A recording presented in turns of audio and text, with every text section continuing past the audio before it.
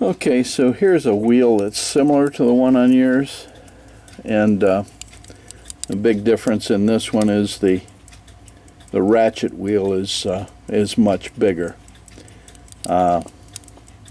This is the main wheel, and if we flip this over, we can see this is the click. Here's the click. This is the click spring, and that click is engaging the ratchet.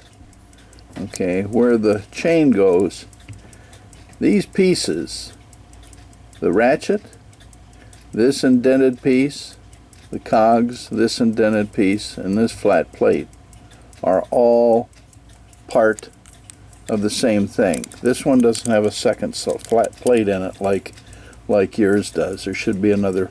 Yours have a smaller ratchet, but the flat plate would be between this indented piece and the ratchet, and you have such a thing. This one's really worn bad. Well, what you need to do, you know that this whole thing turns by itself. Here's how it would normally work, and the click then is engaging the teeth of that ratchet.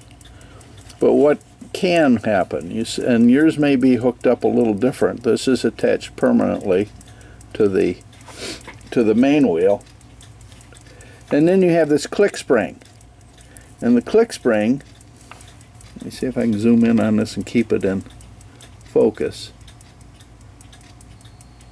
You see how the click spring has got kind of a flat end?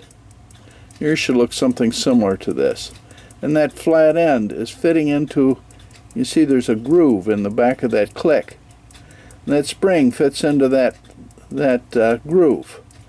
Now let's say that something caused this spring to pop out of there, out of that groove, and go behind the click spring. Now if it actually goes down far enough, let me see if I can push it down far enough. Actually goes down far enough. If the this has got a lot of its power kind of out of it.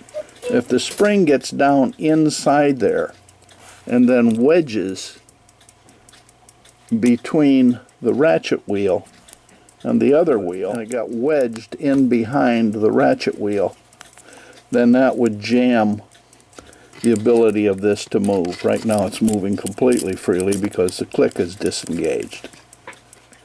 But this is what you want to look at. This is how that's all held on. There's just a little S-shaped wire here. Junk movement, so I can just pull it apart and take this wire out.